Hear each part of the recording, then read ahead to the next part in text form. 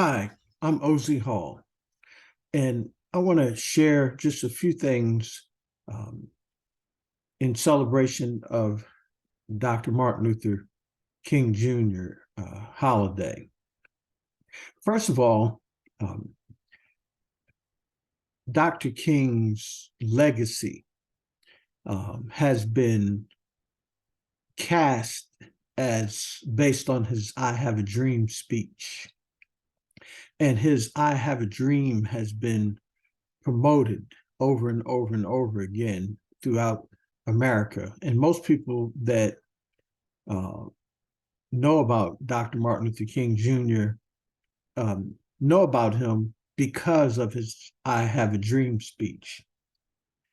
Most don't know, however, that about 11 months before Dr. King's assassination, he, in an interview, made a public statement saying that his dream, the dream that's identified in his 1963 March on Washington speech, he referred to it as it has become a nightmare. And if you look at Dr. King's statements, his history, his prophecy over time, we can go back to 1957 when Ghana achieved its independence.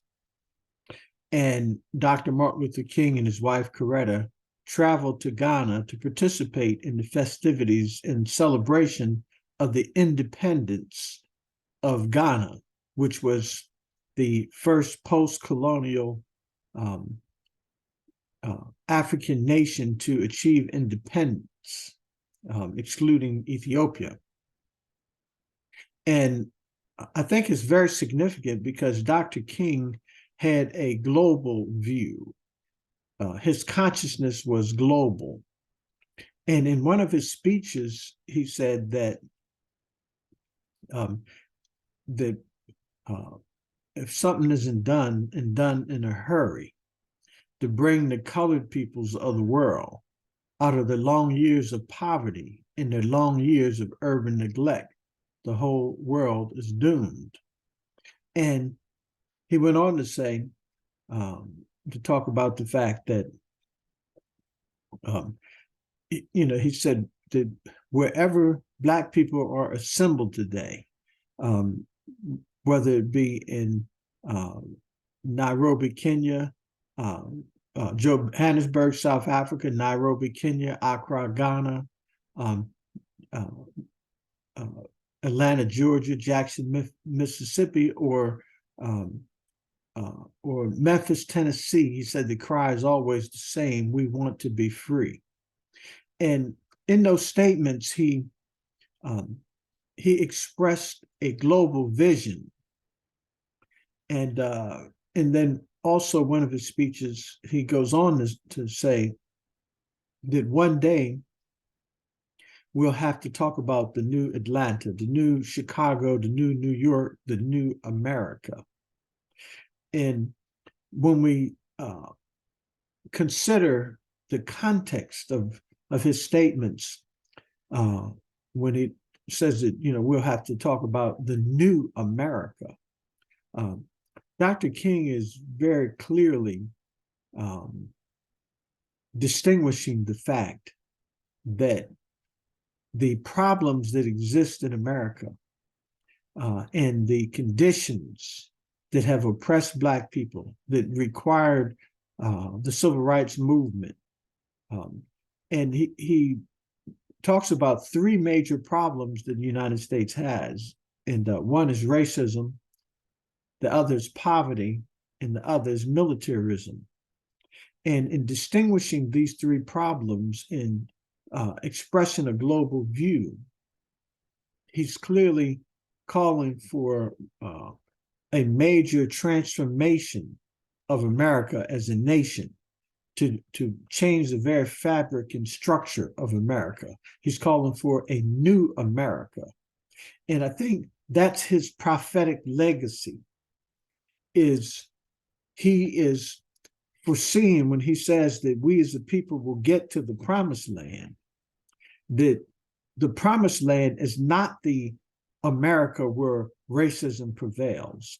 It's not the racism where poverty prevails. It's not the America where militarism prevails. It's not the America that has committed so many evils in what Dr. King refers to as war crimes.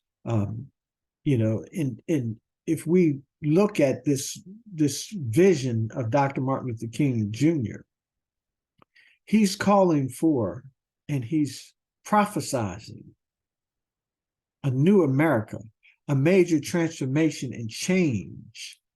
And I think that we are experiencing this process. We're going through this process because racism, it keeps raising its ugly head over and over again. And in spite of the fact that there was a Civil Rights Act of 1964 and a Voting Rights Act of 1965 and a Fair Housing Act of 1968, the forces of racism have continually tried to erode the gains in civil rights and to curtail the rights of the Black community. No serious national discussion has occurred regarding reparations and being able to compensate Black people for what happened to them over more than 400 years. Have gone through slavery and Jim Crow segregation, and now a system of systemic racism. This system of systemic racism is still in place today and is still operating as alive and well, and still discriminating against Black people by redlining Black communities, devaluing homes and zip codes that are majority Black. They are still, Black communities are paying differential amounts. They're paying more for insurance, or they still are in situations where they're economically exploited based on credit and so many different things that are going on. There's police brutality that's still going on, and racial profiling, and all of these things are still there. And if you look at social media and you put your ear to the ground, so to speak, and observe what's going on, the prevalence of racism is becoming more extreme and more profound. You still have,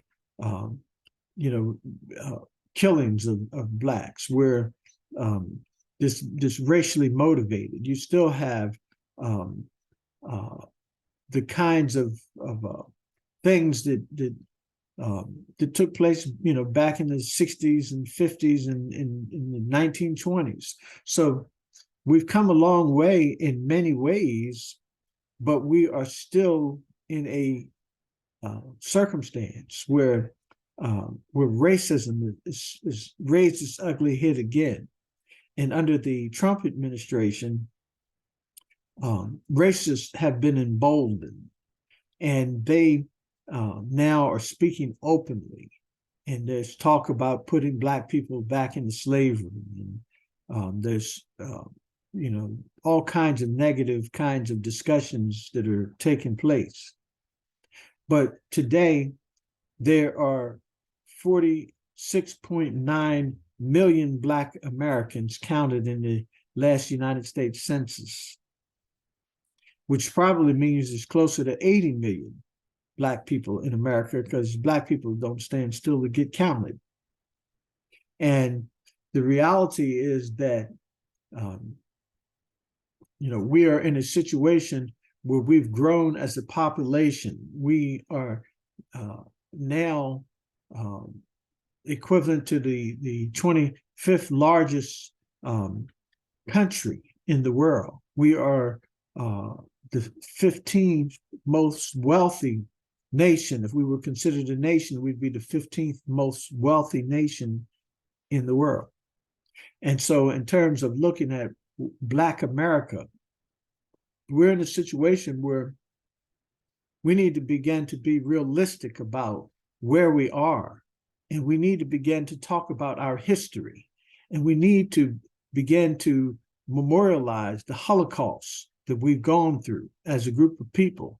And we need to start talking about the African Holocaust. We need to teach our children about the Holocaust. We need to teach everyone about what has happened to us.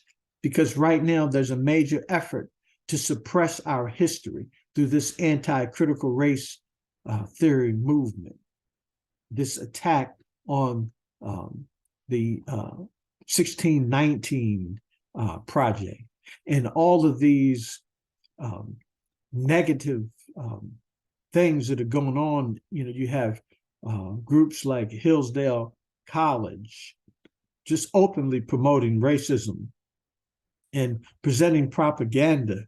And we live at a time now where there's escalation in this effort to bring whites into unity in opposition to Black people making progress. And we go about our day-to-day lives, and most Black Americans, we want to, you know, be able to go to church or mosque or synagogue, and we want to be able to live a life where we can work and earn money and raise our families and have nice homes and nice cars and be able to take vacation and travel and have a decent life. But there are forces out there that don't want that for us. There are forces that are out there that are intent on being destructive, in putting us in our so-called place. And the time for this type of conduct toward us, it's over. We can't continue to tolerate this type of behavior. We have to stand together and bring this to an end. This systemic racism, it can't continue. We can't continue to be racially profiled. We can't continue to be mistreated. And we demand that things change. And if they don't, then we must stand together and change them.